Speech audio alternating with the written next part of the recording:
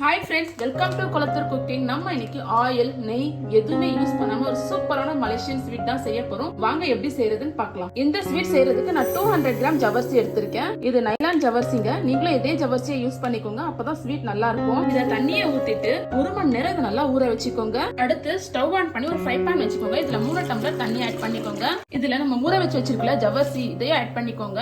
ஜவர்சியை போட்டு நல்லா கலந்து விட்டுக்கோங்க. நீங்க இந்த டிஷ் பண்றதுக்கு நான்ஸ்டிக் பாத்திரம் இல்லனா அடி கனமான பாத்திரம் எடுத்துக்கோங்க, இல்லனா கீழே அடி பிடிச்சிடும். அதே மாதிரி நீங்க எந்த கப்பால ஜவ்வரிசியை மெஷர் பண்ணி எடுக்கிறீங்களோ அதே கப் அளவுல 3 கப் தண்ணி ஆட் பண்ணிக்கோங்க. அது கிளாஸா இருந்தாலும் சரி. இதை நல்லா கலந்து விட்டுட்டே இருங்க, இல்லனா கீழே அடி பிடிச்சிடும். பாருங்க, இந்த மாதிரி கொதிச்சு வந்ததுக்கு அப்புறம் இதை லோ ஃப்ளேம்லயே வச்சு குக் பண்ணிக்கோங்க.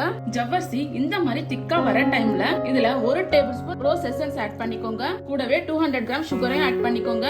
ஆட் பண்ணிட்டு நல்லா கலந்து விட்டுக்கோங்க. இத சக்கரை போட்டோனே கொஞ்சம் தண்ணி ஆகும், கைவிடாம கலந்துட்டே இருங்க. இப்ப ஸ்டவ் ஹை ஃப்ளேம்ல வச்சுக்கோங்க.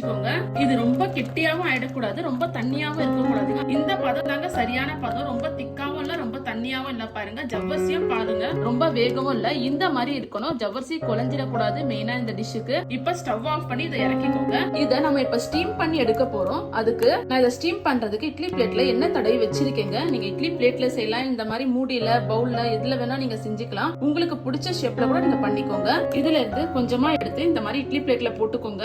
இதே மாதிரி எல்லா ரவுண்ட்லயும் நீங்க போட்டுக்கோங்க. இந்த மாதிரி எல்லாத்துலயுமே போட்டதுக்கு அப்புறம் ஒரு இட்லி பாத்திரத்துல தண்ணி ஊத்தி வச்சிருங்க. தண்ணி இந்த மாதிரி கொதிச்சதுக்கு அப்புறம் நம்ம ஏற்கனவே ரெடி பண்ணி வச்சிருக்கோம் இல்லையா, ஜவ்வரிசி போட்டு அதை மேல வச்சிடலாம். மேல வச்சுட்டு இதை மூடிடுங்க. இது ஒரு 15 நிமிஷம் நல்லா வேகட்டும். இது வேகிறதுக்குள்ள நம்ம தேங்காவை துருவி எடுத்துக்கலாம். அதுக்கு மேல இருக்க கருப்பு பகுதியை எடுத்துருங்க. எடுத்துட்டு துருவிக்கோங்க. இப்ப 15 மினிட்ஸ் ஆயிடுச்சுங்க. ஸ்டவ் ஆஃப் பண்ணிட்டு இதை வெளியே எடுத்துருங்க.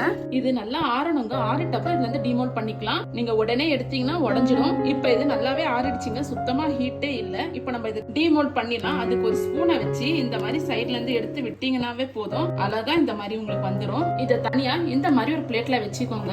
இதே மாதிரி எல்லாத்தையும் எடுத்துருங்க. இப்ப பாருங்க, நம்ம எல்லாமே எடுத்தாச்சு. இத நம்ம தேங்காய் துருவி வச்சிருக்கோம் இல்லையா, அதுல போட்டு இந்த மாதிரி ஸ்ப்ரெட் பண்ணிக்கோங்க. இந்த மாதிரி எல்லா பக்கமும் தேங்காய் துருவலை நல்லா ஸ்ப்ரெட் பண்ணிக்கோங்க.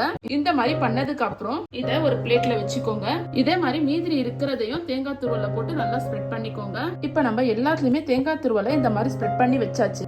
இதை நீங்க இப்படியே சர்வ் பண்ணலாம், இல்ல உங்களுக்கு விருப்பப்பட்ட நட்ஸ் கூட நீங்க ஆட் பண்ணி சர்வ் பண்ணிக்கலாம். நான் இன்னைக்கு ஒரு முந்திரி பருப்பை வைக்கிறேன். இந்த மாதிரி எல்லாத்துலயும் வச்சதுக்கு அப்புறம் நீங்க இதை சர்வ் பண்ணிக்கோங்க. அவ்வளவுதாங்க, நம்மளோட சூப்பரான மலேசியன் டெசர்ட் ரெடி ஆயிடுச்சு. இதுல நம்ம கொஞ்சம் கூட எண்ணெய் நெய் எதுவுமே ஆட் பண்ணல. இது சாப்பிடறதுக்கு அவ்வளவு சூப்பரா ரொம்பவே டேஸ்டியா இருக்கும். மலேசியால இந்த டெசர்ட் ரொம்பவே ஃபேமஸ்ங்க. நீங்களும் குழந்தைங்களுக்கு இந்த மாதிரி செஞ்சு கொடுங்க, ரொம்பவே விரும்பி சாப்பிடுவாங்க. நீங்க செஞ்சு பார்த்துட்டு எப்படி வந்ததுன்னு எனக்கு மறக்காம கமெண்ட்ல சொல்லுங்க. நம்ம சேனலை சப்ஸ்கிரைப் பண்ணிக்கோங்க. தேங்க்யூ.